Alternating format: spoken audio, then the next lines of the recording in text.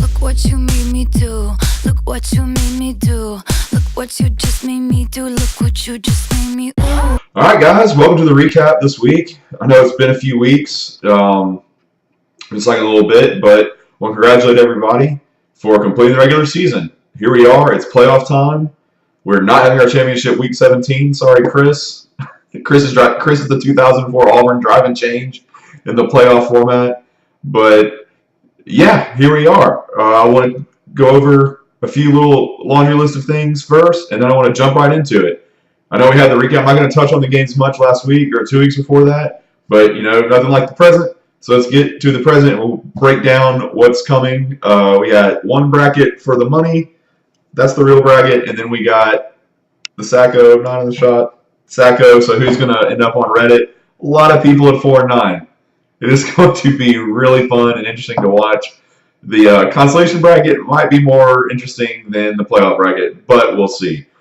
So yeah, starting out, a few little laundry list things. We can remember them. One is an apology to you guys. I've been busy and I haven't exactly made this a priority. The recap like I did last year, and I'm sorry for that because work's been a little busy, family life's been a little crazy with the house and everything. But yeah, I realized not everything was up to snuff the way I would like it. It could be better for you guys. I know we did a few new things this year, but not a whole lot of extra work. I'm trying to get better at this, and I get a little quicker each time. So hopefully next year, I will do a much better job budgeting my time. For y'all, as always, if y'all have critiques or anything like that, please let me know. I'm all ears. I posture as a hard ass, but I'm really not when it comes to this. I'm really just kind of feeling my way through it. Second of all, I know some people have rule check, like people talk about like with the Steve thing and some other stuff. We're always open, or I'm always open. We're going to do the rule change at the end of the year, right before we start the season. So like just throughout the all season, or even now, just email me little tidbits. I think our scoring's pretty well in line. I've heard people doing complaints with things like that.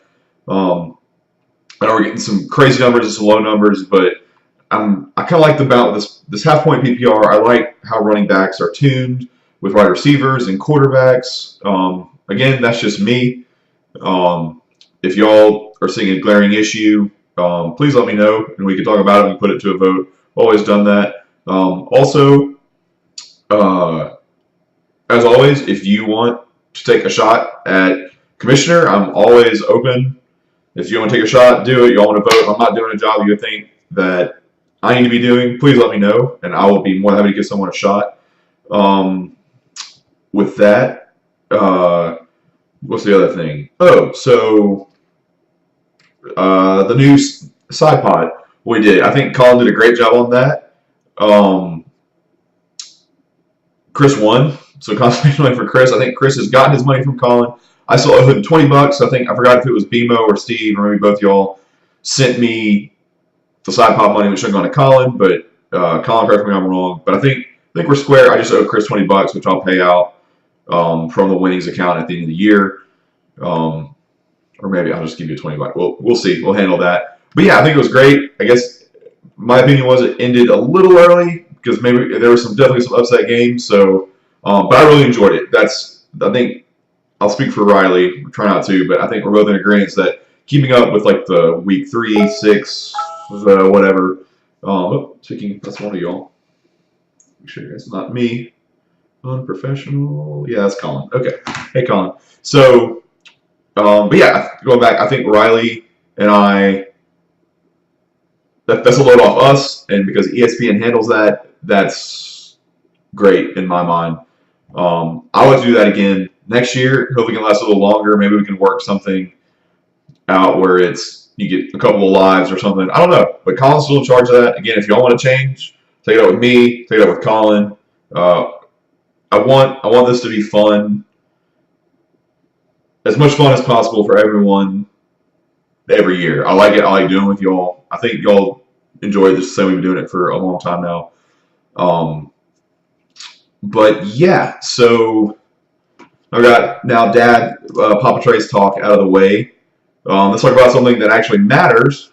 So let's go ahead and look at these playoff matchups because Sacco is. We'll start with Sacco. Sacco is going to be interesting. So, breaking down the first game.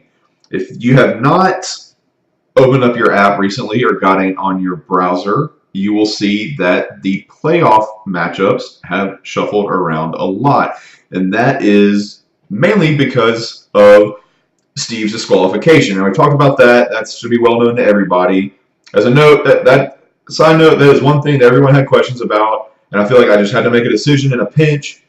And so, if we want to talk about absent owner rules in the off season, please, that can be. I'm all ears on that.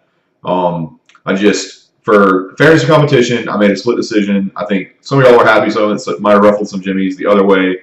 I'm more than willing to flesh this out with y'all to make sure everyone is on the same page. So, with that said, let's go to these matchups. So, yes, like I said, they've shuffled around a lot. Disregard numbers next to your name. I think that's just final standings. So, if we jump right into it, so I just slid Steve down to the bottom and basically scooted everyone up. The schedule editor was a little wonky, and so your consolation matchups won't be 11 and 12, 9 and 10, 7 and 8. They're going to be a little jumbled. But in that consolation ladder, you play everyone during the 3 weeks anyway, so I don't think it matters that much. Everybody will get their say in what happens there. So if I look at the first matchup, oh, how the mighty have fallen with Will facing off against the reallocated Steve.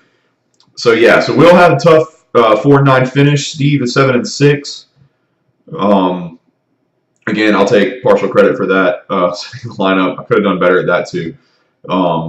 That's keep in mind another rule we'll talk about moving forward. So if you look at that matchup, Will's going to try to fend off Sacco punishment, but it's okay because it looks I think, Chris, you noted that, hey, I finished 4-9 with like half the league, and he's not wrong.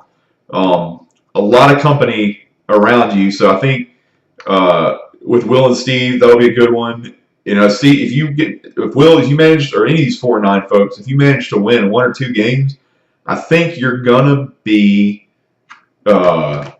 safe from Sacco.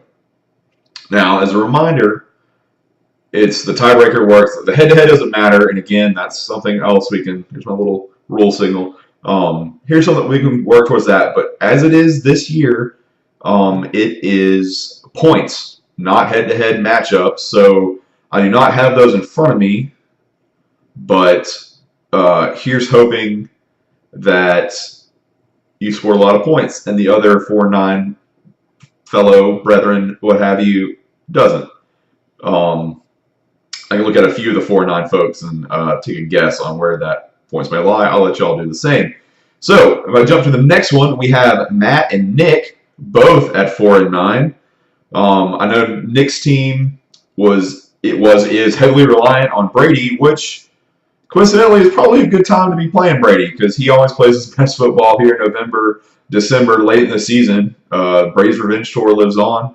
I'll take a quick look at Matt's team and see Le'Veon Bell's been coming out, Derek Carr. So this Marshawn Lynch getting a lot of points last week, but yeah, this shaping up to be a good 4-9 matchup between Matt and Nick. We will see again the same points before. You know, these first games, you get that initial win, your odds of surviving and not doing the dreaded roast me post, your odds of not doing that go up significantly. And then we have the final consolation matchup, and that is between Chris and Colin, former Atlanta Bros. But here's something interesting. Chris finished red hot, and I think we all give Chris props for starting out, 0-5, 0-6, and actually pulling 4 wins out of your ass the back half of the season. So good on Chris. Colin is a considerable favorite not to be Sacco with a 6-7 record, but I think he has a tough matchup with Chris. Chris again finishes really hot. has a good team. I'll jump into the preview real quick. Again, I'm just doing this on my computer screen. I'm just reading the same things that y'all are seeing. No special commission stuff here. Chris is actually favored by a little over 12 points in this matchup. But that being said, Colin definitely has some potential diamond in the roughs. Jared Goff is kind of a time bomb ready to go off. That the Ram offense has been surprisingly efficient and even explosive at times. Alex Collins, as Katie prints something. Alex Collins, who if Baltimore wasn't just mostly a total shit show, I would see Alex Collins getting a lot more points. Who else? Zach Ertz. I know he's questioned. He's a little banged up late in the season, but that's good. He's been a dominant force. He's on par with Kelsey and Gronk this year. Excuse me, who would have thought that would happen? But that being said, Chris with Carson Wentz has definitely put up some points for him. And I think if I had to take a guess, I really think Carson's the big reason why Chris has really kind of come on here in the last few games. Alshon Jeffrey, too, for the Eagles. He stuck with Jay Cutler with the Bears originally. He was always kind of a fantasy coin flip. But he's been consistent. Jimmy Graham, again, another great tight end. Nothing to sneeze at. This is going to be a great matchup to see. Because I think if Colin wins this, if Colin gets the upset here, I think Colin is safe from Sacco, barring something just absolutely crazy. Haven't done the numbers and done the math to see if that all shakes out. But I think Colin is safe. But if Chris gets that win, that's also big because it kind of yanks Colin back down with the rabble of these 4-9 crew. It's interesting. I don't know. Some of y'all are better than me than going back previous years. I know Chris has linked some stats in the group chat over the season, but I'm really interested to see if we've ever had a season where we've had this many people finish with that losing record. Because a lot of 4-9 teams. Let's see, we have 1, 2, 3, 4, and then we have Steve at 7-6, which was originally a playoff team, and then Colin at 6-7. So yeah, so we will see. Sacco's going to be really interesting. I know I threw a little shade earlier, but it was, I recall last year, it was basically a fight between Matthew and BMO, but a lot of people in the mix here. So yeah, good luck. And if your luck's not so good, start fixing up the face, looking pretty for the cameras, for the internet to judge you as they see fit.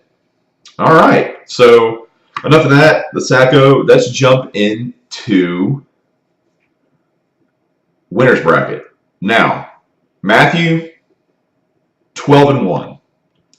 I think there's only a few people to go to run the gauntlet with one loss, and it really hasn't been close. B-Wade got within 20, 21, and that's a respectable loss. I know I sniffed the outside looking in. Let's see if I jump back to week 12. Okay, I got within, was that 13? I'll take it. But Matthew is going to be a juggernaut. Now, we have to talk about the number one curse, as not as in Chris, but an actual voodoo curse. Number ones have not fared so well in the playoff over the history of the league. I remember I came in a few years ago and just dominated. I think Dion Lewis blew his ACL out like the last regular season or one of the last games, and that hit me a little bit, but I couldn't miss. I couldn't miss. I was cocky, and I went in, and Brennan blew my damn doors off. It wasn't even close. I think by like 1 o'clock in the afternoon, and that game's it, I knew it was already saying, nope, Trey, you're out. I think Riley one year, I think the year Chris won, Riley was a juggernaut through the entire season. And it's that. So my stat junkies out there, if someone, the number one seed, has ever won the league, Matt may have very, very early on. If a number one seed has won it, that'd be really interesting to know, because the way Matthew's done this season, it hasn't been close. And the way the bracket is shaping up, Matthew, I think Riley gave Matthew his toughest game all year, other than the loss. I think that was like, the first game of the season, second game of the season. Excuse me. So if assuming Matthew has his bye, so we'll jump right into the next matchup that Matthew will have to face, and that will be the winner of BMO and Riley. Now, Riley, got to stroke the ego a little bit. I mean, you have been a perennial playoff contender. I know the Fighting Tickle Monsters when things went south, but I feel like more often than not, you are in the playoffs. You are in the conversation, as they say. BMO, tough time last year. I think tough time the year before that. But here you are. You're in the playoffs, and you can make a statement. Week 1 of the playoffs was knock it off Riley. Y'all are both 7-6. If I jump in here, let me just pull up the preview real quick. Let's see. This looks Riley, and again, I know you all might monkey with your lineups, whatever. But as it stands right now, Riley is a 1-point favorite, and that could swing either way. I think the biggest question mark looking at it right now is Julio Jones for BMO. He's got to show up. He's been super inconsistent. I don't know if it was me or someone, I forgot who it was, but in recent years, having the Matt Ryan and Julio stack has been just a knife to the heart for many opponents. But Julio, it hasn't been the same this season. I know Matt's frustrated with that. But Julio is going to be crucial. He has to show up. Again, a dark horse there, Latavius Murray. I know he has been putting up some points, and he's going to have to. He's going to compete with Riley's Alvin Kamara, because holy crap, one-man running back wrecking crew has just taken over NFL by storm this year. I drafted Drew Brees in my work league, thinking, hey, New Orleans passes a shit ton. Just get points. I dropped Drew Brees like 5 weeks ago because he wasn't getting it done. And that's not even talking about Riley. Also has Kareem Hunt, who I know has dropped off drastically here, but he's still going to get a solid floor and get points. So for BMO, Latavius Murray, Lamar Miller have to show up. They're not going to outscore Kamara and Hunt. They're just not. If that happens, I will come on the stream naked and shake my dick at y'all for 10 straight minutes. But it's just not going to happen. But Murray and Miller for BMO have to come to play, and Julio has to have a good game. Golden Tate's pretty steady. Larry Fitzgerald's steady. They have to come to play, and they hope that Funchess and Evan Ingram Giants are a hot mess, so that might be a ding against Riley there. And I have to say, Riley going with Ravens defense again. This is just as is as of Wednesday at 7:23.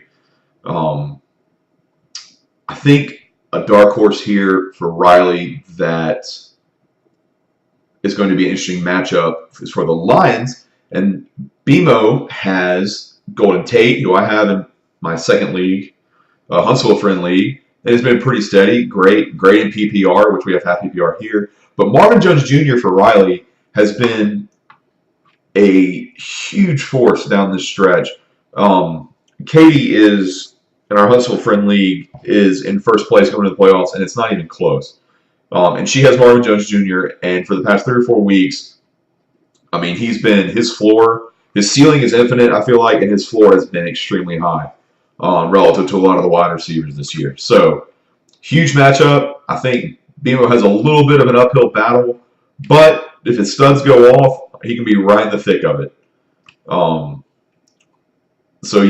So that will be the matchup to watch. And whoever gets that win is going to be staring down the barrel of Matthew in the playoff week 2. All right, so somehow I ended up with the second bye. I feel like my team has played kind of like crap most of the season, but I somehow crawled out of it. I know Deshaun Watson, those 3 weeks, 3 or 4 weeks, when him and DeAndre Hopkins would basically put up 30 or 40 points each. That week that I hung, I think it was like 200 on BMO. Goodness, that was a lot.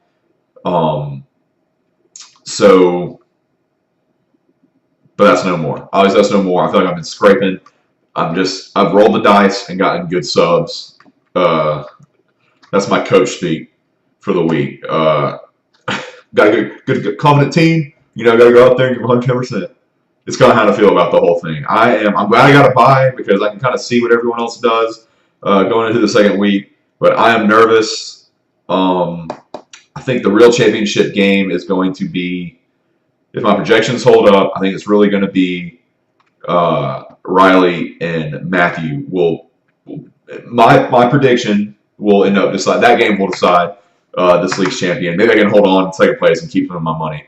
And the accounts will just save me time from getting all the money, consolidating it all. But yeah, so I get the bye and Matthew gets the bye. Again, I don't know how I did that, but I'm going to rest. I'm going to take a stress. I don't have to stress drink through 3 leagues. Really 2 because my work league, I screwed that. But I got another playoff matchup coming up starting tomorrow night. So I'll get to zero in on that and hopefully unseat Katie because I know Auburn thumped Alabama, but the bragging rights coming if Katie beats me in her first year of fantasy are going to be horrible. I'm not looking forward to that. So, that being said, let's jump into the final matchup, and that, with all the rearrangement, is the lucky Brennan Stewart, who was in the loser's bracket and benefited from Steve going down. He gets bumped up. Brennan sneaks in and is facing B-Wade in the first week. Again, congrats to both y'all for making the team, especially B-Wade. Yes. So, right off the bat, let's talk about the Gronk hit. So, if y'all haven't seen it, Patriots playing the Bills. Gronk was basically like roid raging hard or something and gets suspended. So, that is a huge hit to B-Wade right off the bat.